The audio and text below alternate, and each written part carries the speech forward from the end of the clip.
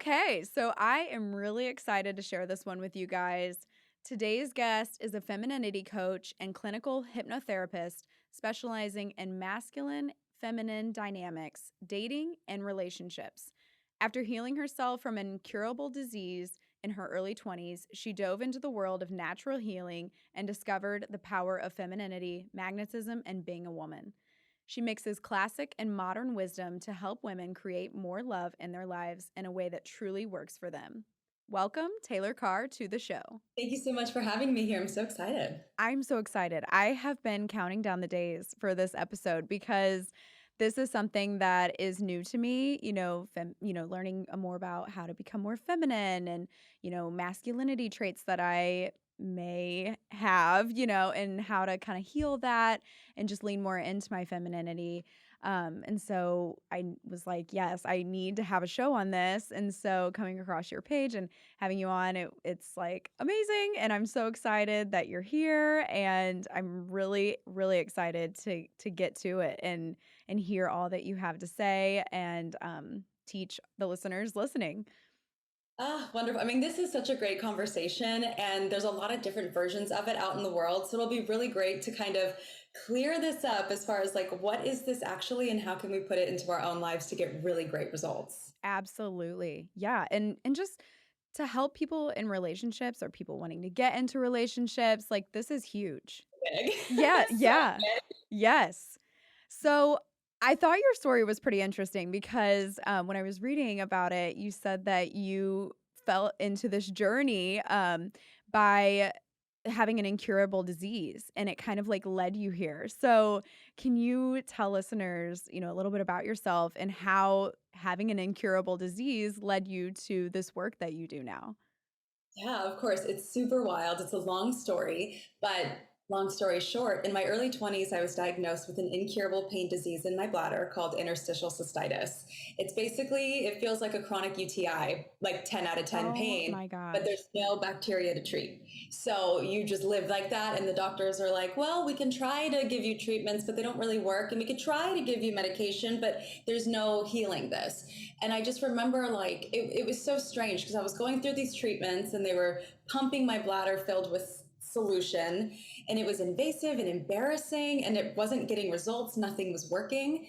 And so eventually my doctor was like, we can put you on medication. You might lose your hair and struggle to walk or ever have a child, but we can try.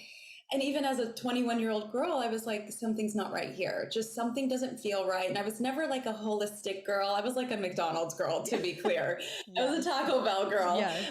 But I was just like, what is it with the medical system and the female body and womanhood in itself? Why do they not know about me? And so I remember back in the day when YouTube was still really new, I got on my little HP computer and I recorded a video and I was like, I'm going to heal this or I'm going to die trying. And I just stopped treatments. I stopped everything and just changed my diet, started working on my mindset. It took me 3 months to get incredible results. It took me 9 months to be mostly healed. I was fully healed in a year. And I didn't realize that so many people had been watching my YouTube because it wasn't really a big thing back then. And when I finally went back and looked, there was like 30,000 people who were like, can you help me? Can you help me? Can you help me? And so I was just like, okay, and started booking calls with people around the world, telling them what I did.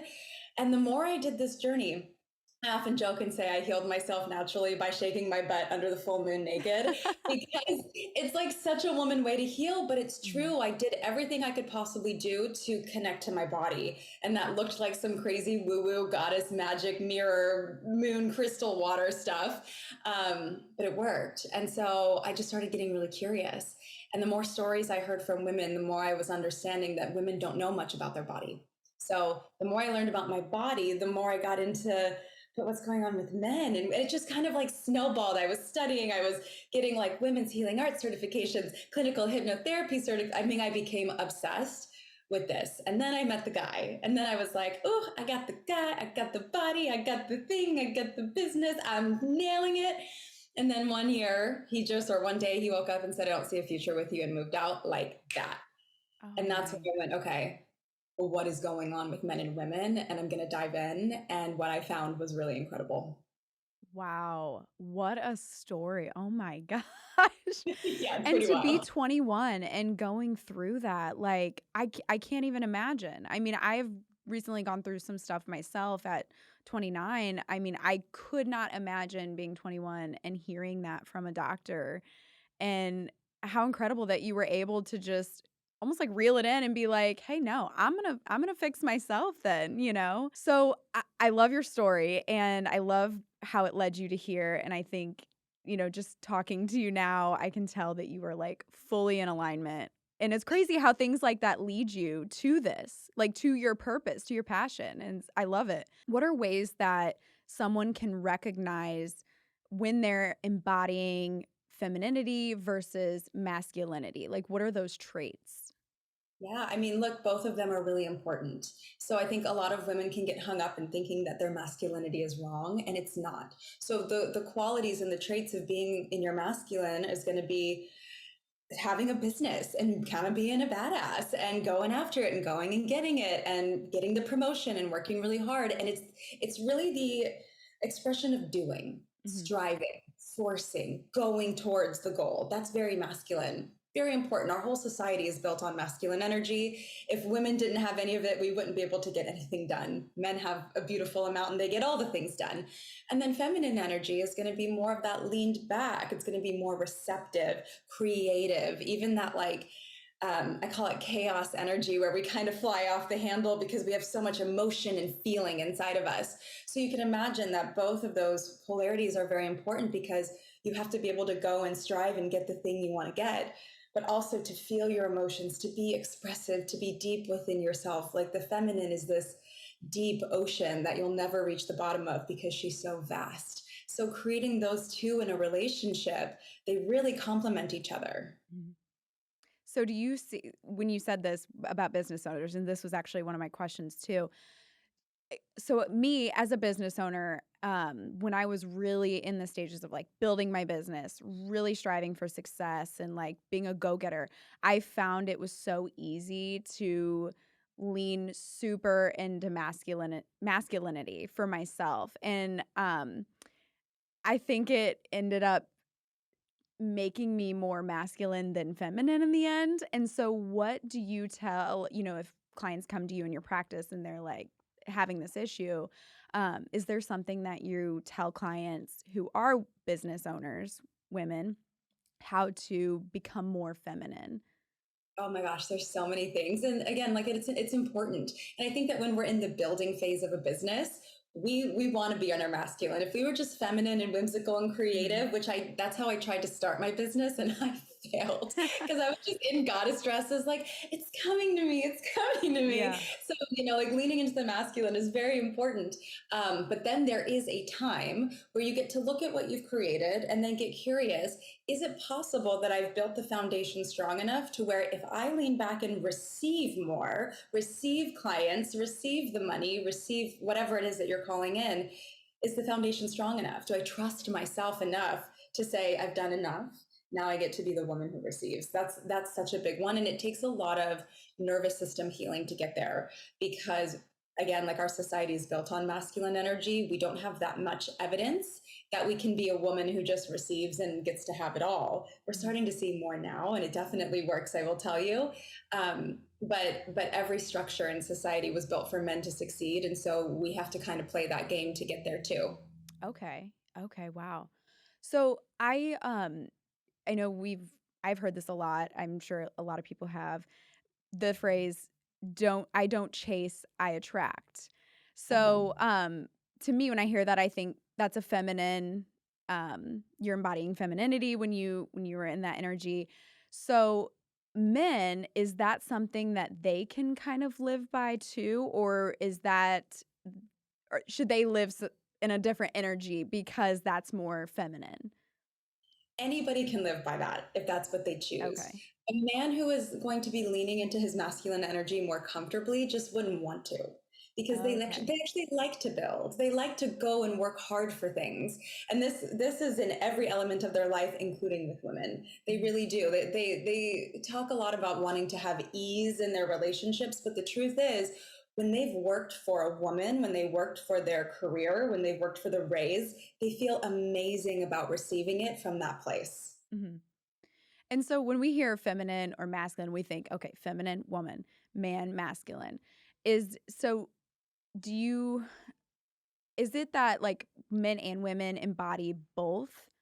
Or like what is more of like the healed way of carrying that energy? Is it a little bit of both? Is it men should lean more masculine and not have hardly any feminine?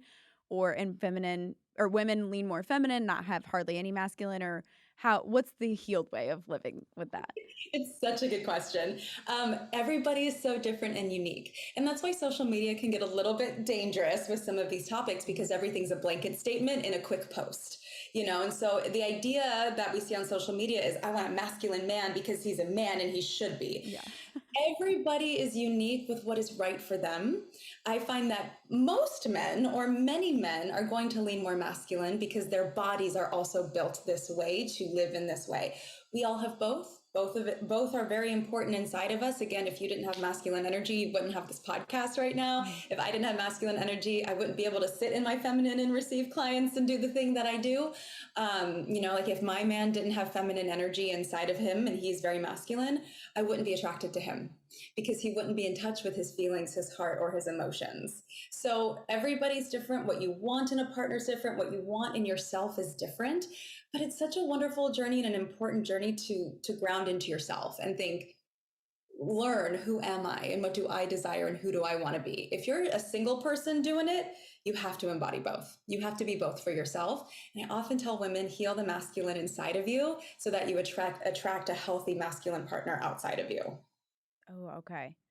So talking about like unhealed, which would then, I'm assuming this looks like a woman being pushed way more into her masculine and hardly having any feminine, which we talked a little bit about, when you're building a business. But, and then also like a man, I'm speaking more of like two people in a relationship, a man and a woman in a relationship, and a woman is leaning super masculine and the man is leaning super feminine. Um, what are situations that would make that happen in a relationship? This is such a good question and a good talking point because so many of us are doing it and we don't realize. And so it's that overly, Me. yeah, exactly. I've been there. Yeah. It's so funny in my last relationship, I really thought I was the feminine goddess one. And when I look back, I'm like, I was doing everything in that relationship. And we don't mean to because women, we can just get things done. We're like, I'm just going to Mhm. do it. I'm faster, blah, blah, blah. But eventually we don't like it. So there's this interesting thing that happens where in the beginning, we're strong, independent women. We'll just set up the date. We'll just make it happen. If I want him, I'm going to make it known. I'm going to go after him. And it's sexy for him too. But it sets a foundation in the relationship that as we move through the phases of us, I am just going to do this because it's easier. I'll just pick up the food. I'll just order it. I'll just pick up around the house. And then we start to nag. Well, I've asked you 5 times and you didn't do it. Well, I've asked you 10 times to take out the trash. And I don't know why I have to keep asking you this because we set a foundation in the beginning that we were the ones who just did it, which instantly pushes them into their feminine energy. So we have a huge role that we're playing in that. Mhm. What do you say to people who like, or like women who come to you and are like, I'm sick of being in my masculine all the time and doing everything. And yes, I've set this foundation from the beginning. How do I get out of it now? How do we rewrite the script here? So that way the relationship can sustain, because I feel like if it goes on too long and you're a woman who's just like, I'm tired of being the masculine, I feel like that is definitely detrimental to a relationship. But yeah, for someone who's like, I don't want to leave this relationship, I just want to be more feminine. Yes. So I think one of the first things there, and there's a couple of things I'll tell you because this is really important. I think one of the first things is to identify that your man doesn't want a mommy, and you probably became it without even realizing, and he doesn't want that.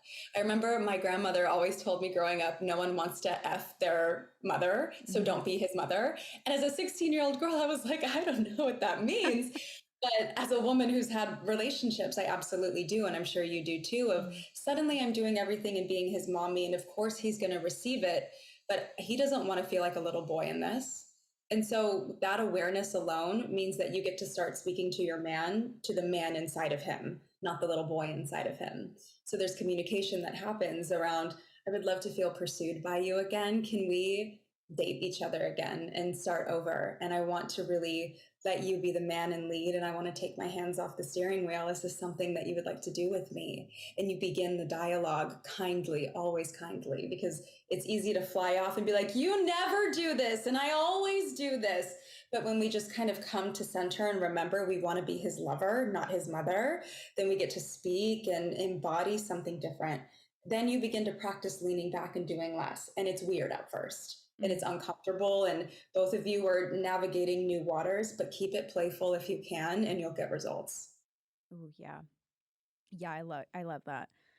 Um, and I've heard this a lot in when you're, out and about around friends, around peers, and you hear, men talking like, "Oh, don't get married because you'll never have sex again." Or, they're always saying like, I mean, I'm sure you've heard it too. Like it's just a thing that you hear from men sometimes that, you know, down the road in your marriage, sex is sparse. You don't have a lot of it. Well, I think a lot of that is women not being able to fully be in their feminine. And so, can you talk a little bit about how um, the energy of that can affect intimacy in a marriage, in a relationship, long term?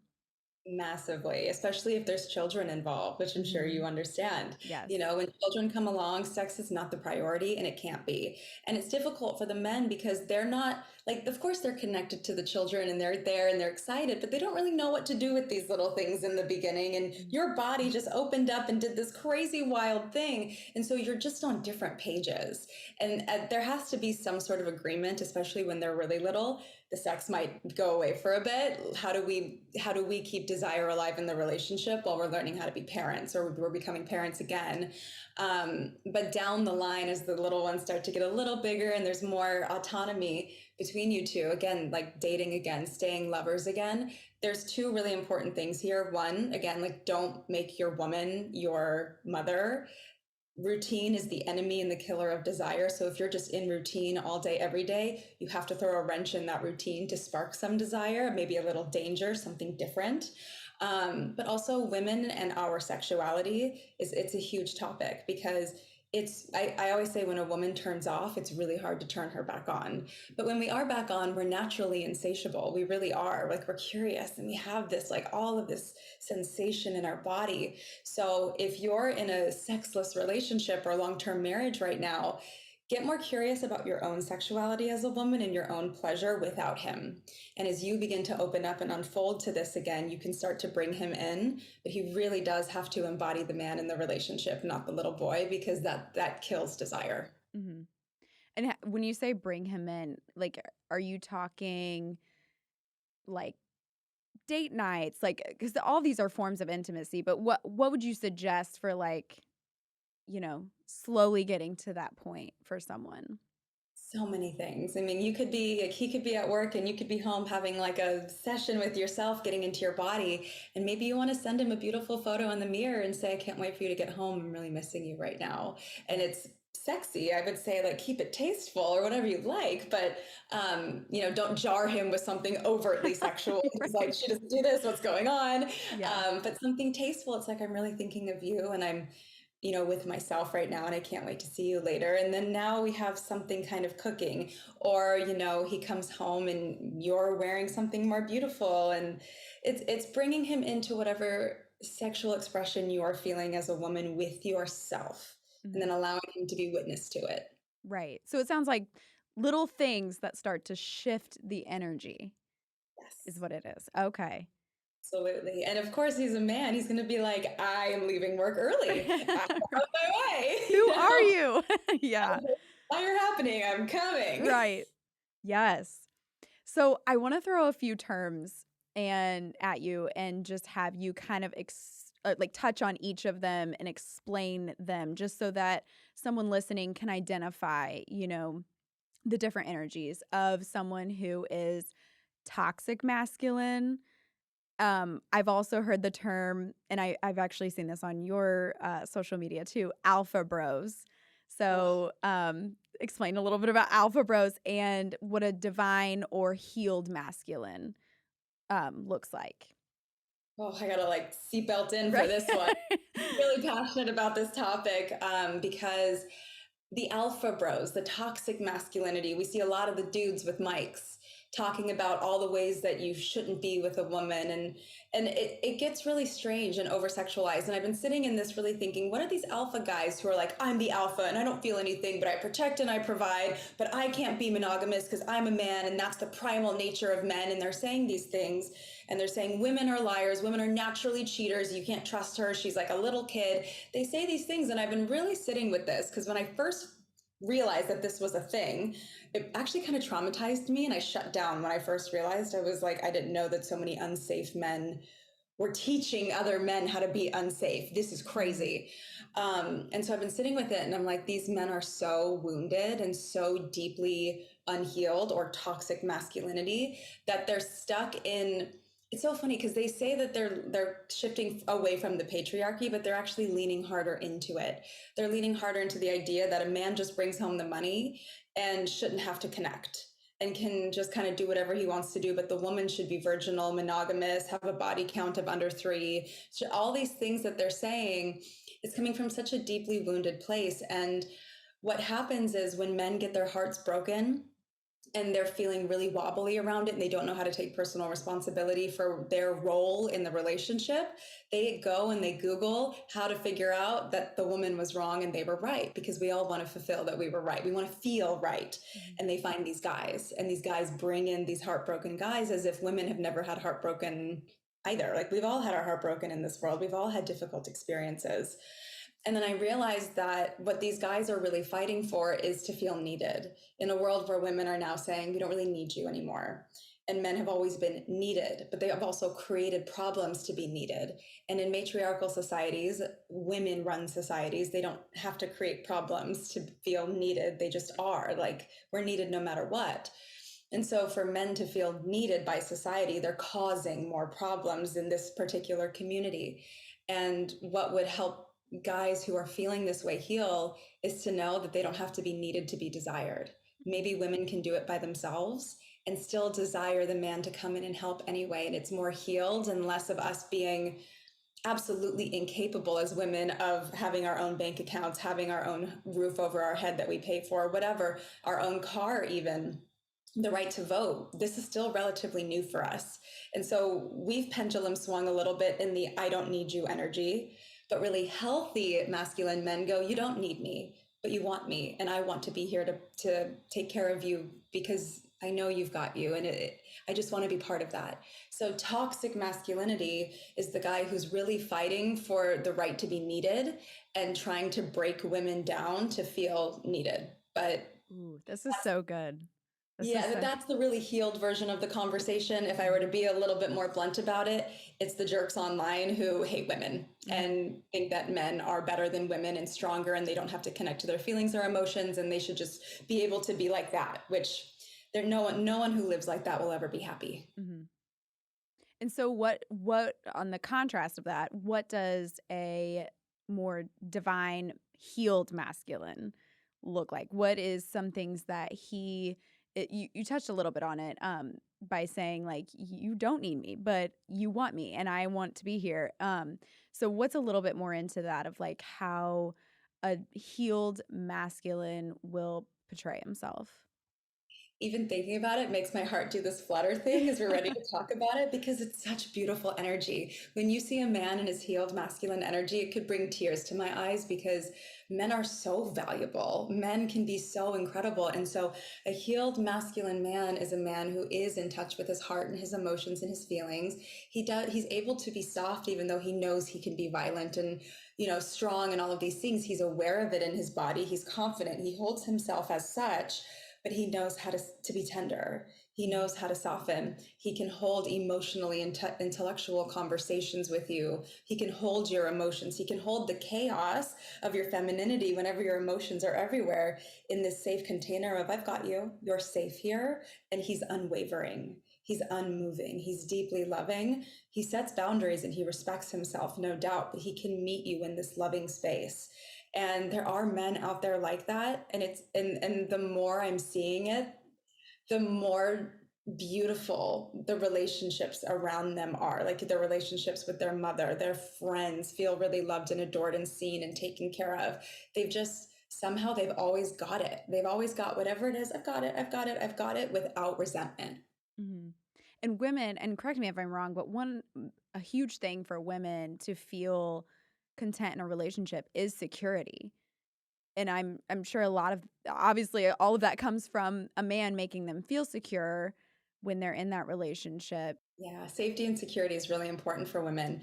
I think that there's a bit of a pendulum swing online where everyone thinks that that means money, Mhm. and it's not necessarily true. Money is important. Money is a freedom tool, and it does give us the safety to dance around the world in our feminine energy and create as we want. And if he's got that, that's great. But if there's a dangerous man who can bring money and make sure you have the car you want and the house you want, but he's not a safe man to love, Mhm. you are not safe. You are not provided for. You are not protected. You are not secure. So, more so, who's the man who can make sure that he's got you with arms wide open, with heart wide open, with hearing you, with making you feel seen and loved and safe, always safe. And the thing is, when a woman is with a really safe man, she becomes the most beautiful version of herself. Mhm.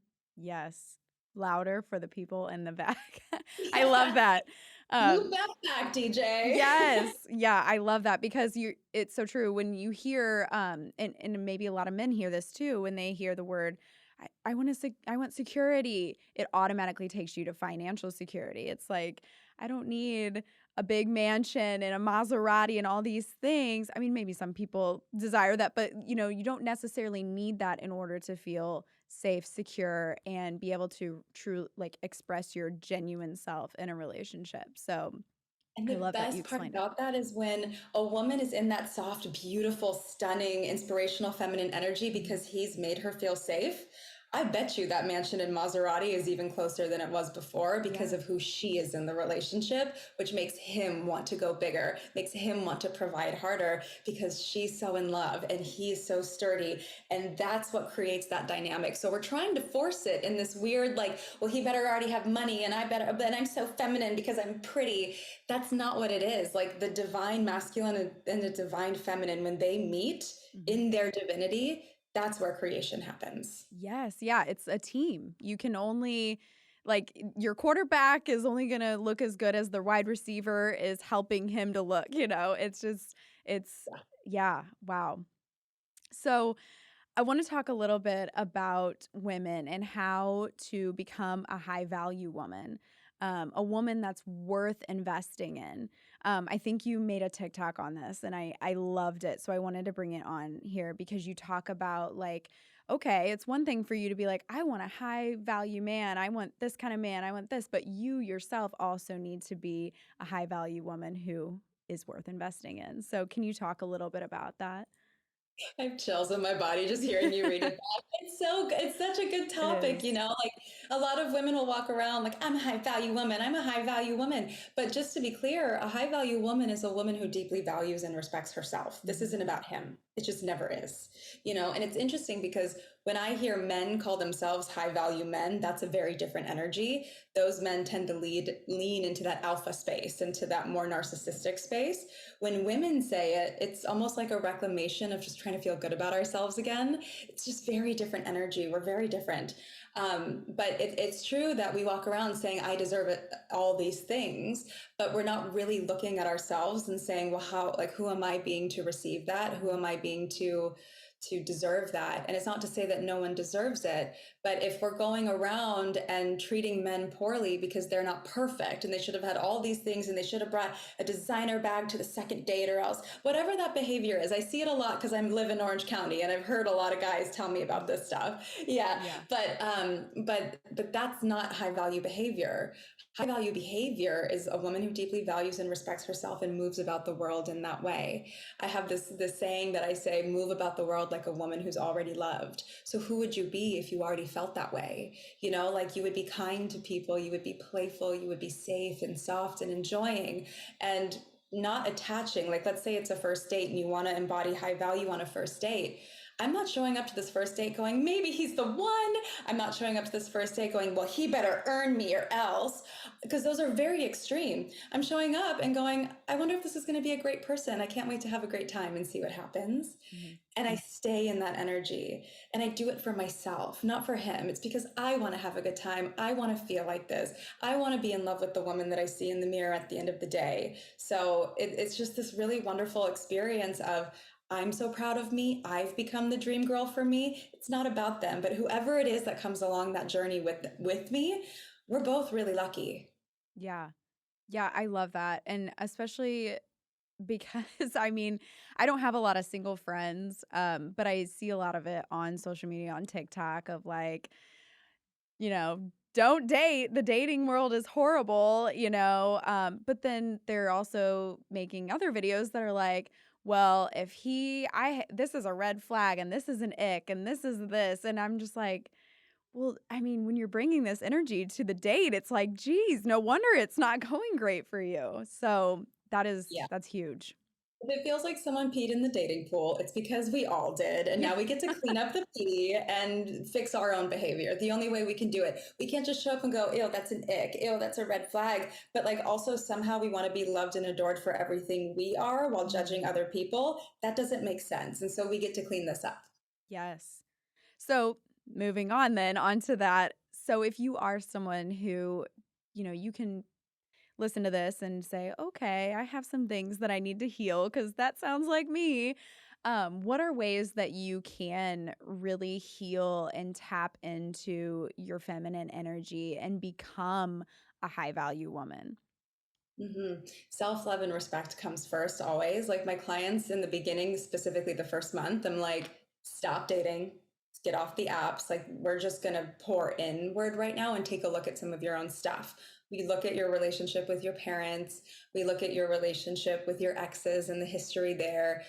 Blaming and defensiveness, that's a big one that I like to really zoom in on, because the women who are blaming everyone for all the things, blaming the dating pool, blaming their parents, blaming the men for not rising, blame. And then defense, the defensiveness. I always tell people defensiveness is like, it's the first act of war. It's how you don't get results in this life if you Mhm. stay defensive. So letting that guard down and reconnecting to the tenderness of you, because there's a version of you who's 16 who really believes in love. There's a version of you who's 18 and is like, who am I going to marry? There's a version of you who still kind of believes the Disney prince is going to come, put you on the steed and ride into the sunset with you. And sometimes that also requires grieving that you had this idea of what it was supposed to look like and it doesn't. And so, what does that actually mean for my life? It's a lot of grounding into who you are and actually getting to know yourself. Because if you don't know yourself and you're out there dating, you're not just wounding yourself, but you're wounding other people in the process. So, it's Mhm. always about pouring into you and learning who you are and what you actually like. Ooh, yeah, I love that. And especially because I've said this on the show before, but as quote that my mom says a lot that I love and I have constantly revisited in my life is what starts out wrong ends wrong. And so what you just said is huge because yeah, if you're an unhealed person entering into a relationship, I mean, it's not going to go amazingly. Yeah, I heard this one too recently. I don't know who said it, but it was like, if a relationship starts as an interview, it's going to end as a firing. And I was like, Oh, that's good. Yeah. That yeah. I haven't heard that one, but that is good. So a little like piece off of that is a lot of times, for women, they'll go out with a guy they really like, and then we call them situationships these days. I've gathered, and so it becomes like a ghosting situation on the man's part. And so it's just like then the feminine is left to chase, they're in their chasing energy and they're, texting, constantly looking at their phone, like, when's he going to respond? Why is he not responding to me? So what is a way that someone going through that can kind of heal that to be able to take a step back and say, I'm not going to chase, I'm going to attract what I want, what I deserve, and, not be in this chaser energy. I'm going to give you the full formula on this podcast right now. And some Okay. people are not going to like it, but just be open and receive it. The first thing I'm going to say is women ghost too. We just don't hear Mm. about it as much. It happens more often than we know, where a man is like interested and she's just like, oh, nah, I'll get back later. And then she just forgets and then she doesn't think about it. And she's like, oh, he's kind of boring, and like stops responding, and she's not that invested because she likes this other guy. Women ghost too. So we have our own behavior here. We're part of it. So here it is. No situationships. Don't allow it. Don't allow it. We are allowing it as women. And unfortunately, part of the reason why men are able to exhibit such naughty behavior out in the dating world right now is because the women are allowing it. We pendulum swung big time because we wanted to feel female sexual empowerment, and it's fun and it's important. But when we started letting men just get away with having sex with as many women as they want, ordering them like pizzas off of dating apps, and because we're so sexually liberated, we're like okay with it. They're getting away with it. And then we wonder, well, where are they going? There's a couple reasons that they're going somewhere. A, when you sleep with them too quickly, their testosterone stays high. They have no time for their bonding hormones and chemicals to kick in. When their testosterone stays high, they're still on the hunt. They're still on the pursuit. It's just not going to be about you. But we release oxytocin. So now we're bonding and they're not. So stop sleeping with men so quickly and let them actually earn you, and stop connecting so quickly to somebody who may not be in this with you yet. You can connect with them when they're in this with you. And how do you know if a man is in this with you? He's going to tell you. He's not going to play games. He's not going to situationship with you. He's going to be very intentional. When men want you, they are intentional. We're the ones allowing situationships, okay? And then on the other side of that, I had this guy literally say this to me once last week, actually.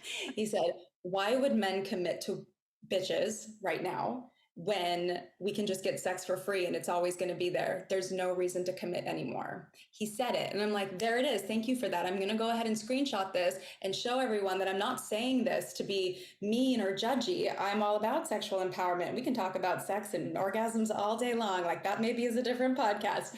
But when we are just giving it away, and the thing that's always made men commit and want to come into us is the fact that they get to be the ones who have us, and the only one that gets to have us, which is important to a lot of men, right?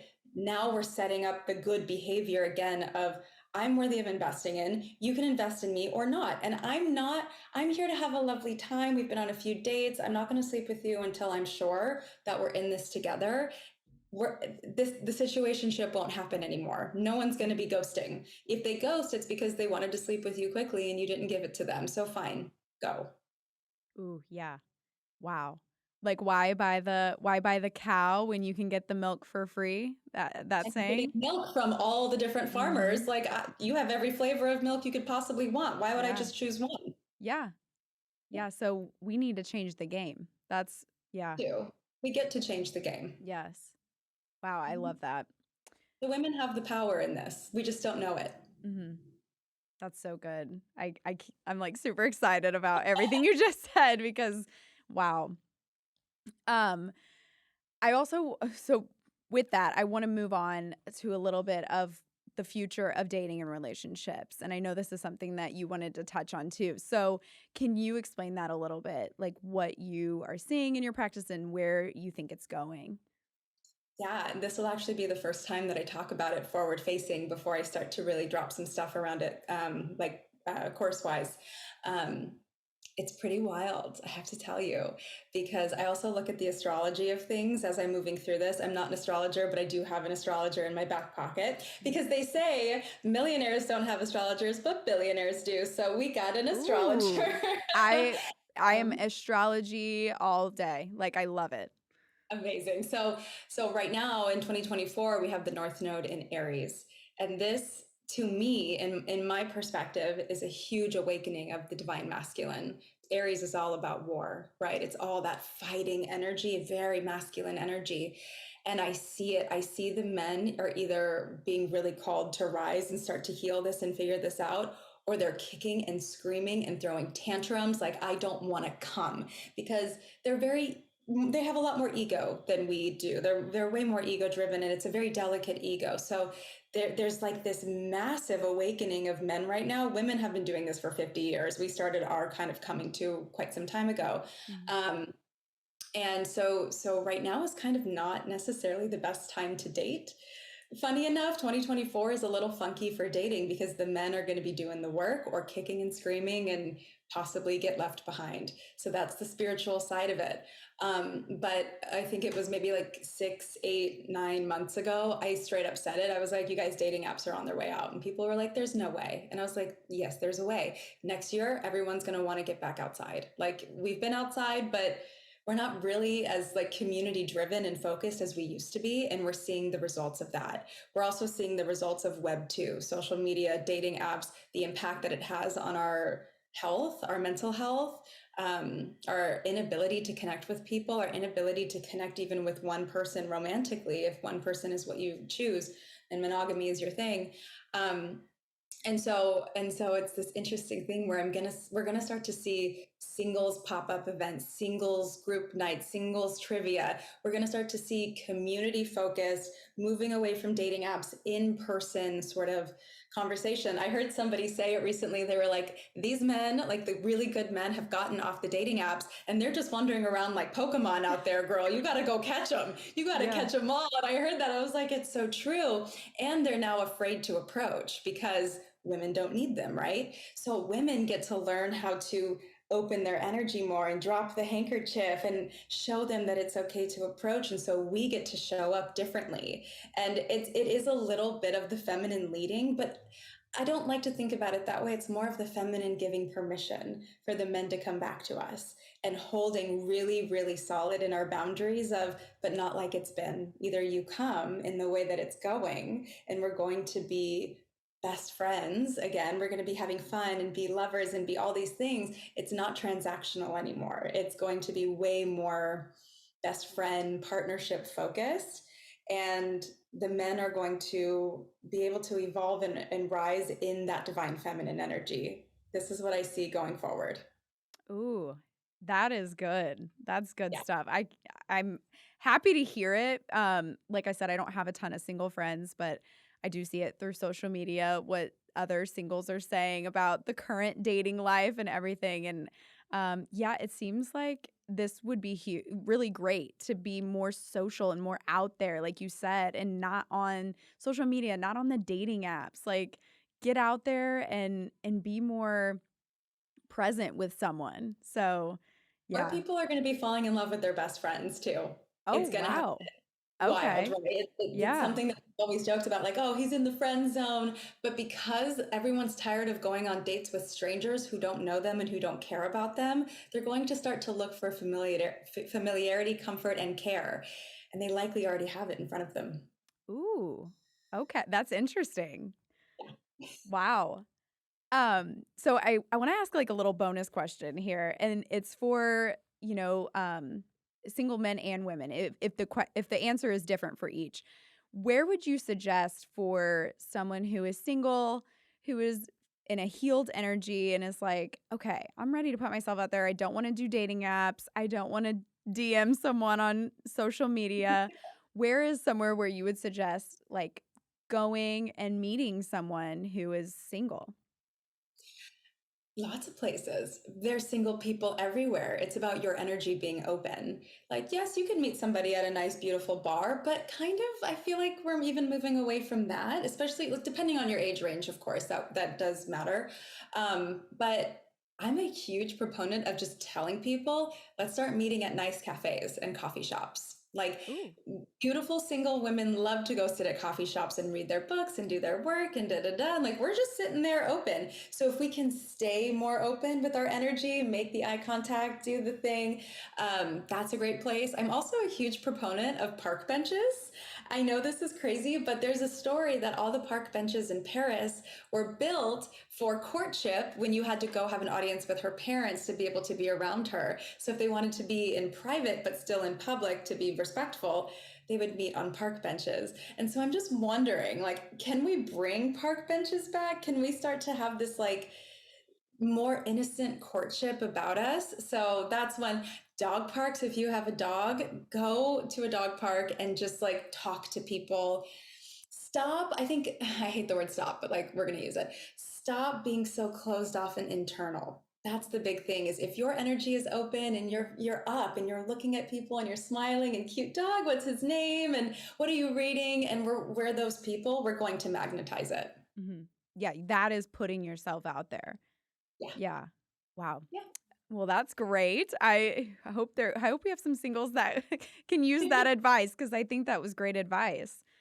Let me give you a bonus one too, because everyone Yeah. has the question about the bar. How do I get the guy to approach me at the bar? Let me tell you how. You walk up to the bar where he's sitting, you lean over and you go, "What are you drinking? I've never been here before." That sounds really good. Do you have a menu? Let me see your menu. Should I get it? Okay, I'll get it. Oh, I'm not really a gin girl. I'm gonna get something else, but thank you. I'm gonna order this. Have a good night, guys, and then walk away. And now he's like, Who are you? like that whirlwind of a goddess who just swung here, like through here, so confident. Mhm. And he's probably going to make eye contact with her, wave at her like these things are going to come up. You can also do this one. Can you help me carry these drinks? My hand, I can't get all three of them for my friends, and have him carry a drink over. Now you've incited him to do something for you, aka invest in you. Now he's interested. Mm. Yeah, that is good. Wow. Well, thank you for your bonus on top of my bonus. I want to definitely talk about your practice now, and that is, of course, your practice as a whole, but you have a few things going on, which is the Muse Mastermind.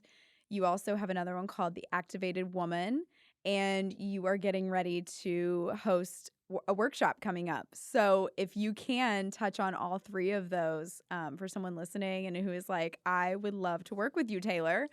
Yeah. The Muse Mastermind is my signature feminine energy, love, dating, and relationship program. Definitely geared more towards the single woman who leans anxiously attached. But married women join, women in long relationships join when they're ready to start dating their partner again and refreshing the energy. It's such a wonderful container. It's a 4 month long mastermind where I put in everything I know. Like you get everything. We have a WhatsApp group. So even Monday through Friday, I'm coaching in the group. It's always a relatively small-ish group, 7 to 10 women, so that I'm able to like touch everybody at all times. And I run it, every 4 to 5 months. It comes back online. It's so special. Women come out of that group. Like I just had one of my past clients from the last round that just ended in February messaged me the other night and she was like, "So this guy just gave me an allowance and gave me a credit card and I haven't used it because I don't really want to, but like he's so invested and I've never experienced this before." I'm just like, welcome. I had another girl reach out to me who was going through a terrible divorce and she finished her round in November and she reached out. She's like, "I'm in the best relationship of my life. He is incredible." And it's Mm. this, like I'm always having the women go, "How did I find my dream man when I've been single for 5 years in this program?"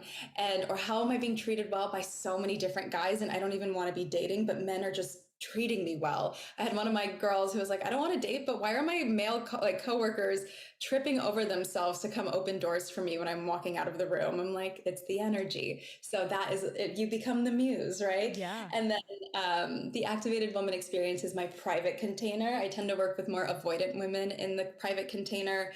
It's also 4 months every single week, plus WhatsApp with me. And we dive deep into the attachment styles. We dive deep into the pain and the reason why we're shutting down so much.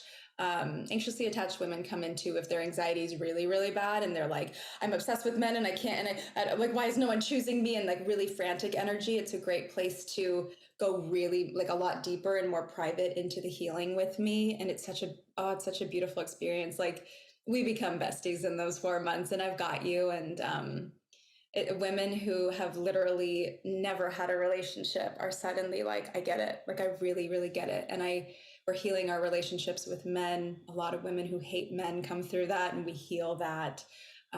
It's really, really special. And you become the activated woman. And then I am getting ready to host with my astrologer a workshop slash maybe something a little longer. We're currently building it now about the future of relationships and the new paradigm shift. And she's bringing all of her astrological knowledge of what's going on in the stars and in your chart and what you actually want and desire as the individual into my work of where are we going with dating and how do we become that woman.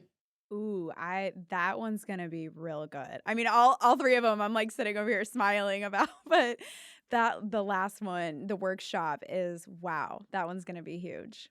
It's so fun. It's so exciting. And, sometimes I look at my life, this is like a little me moment, but I'm like, damn, like we really just made love our entire life. And sometimes I have to pinch myself because it is so beautiful. And there's so much hatred around dating and love on the internet right now. And it can feel like such an unsafe place. Mm. And to continue to be a person who brings the light back into it and the love and the play back into it so that people can actually have really juicy, kind, delicious, playful, fun relationships feels like the biggest gift.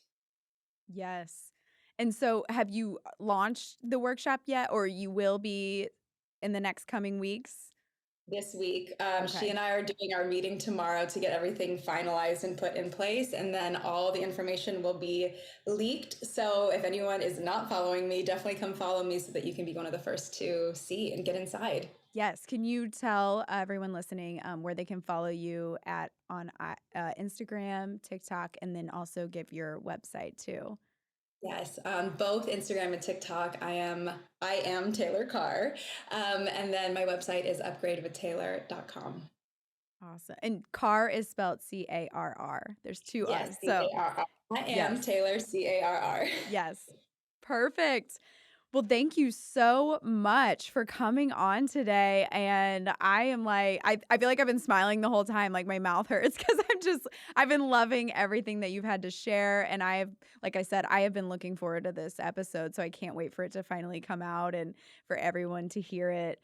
And thank you so much for being here and giving me your time and sharing your knowledge.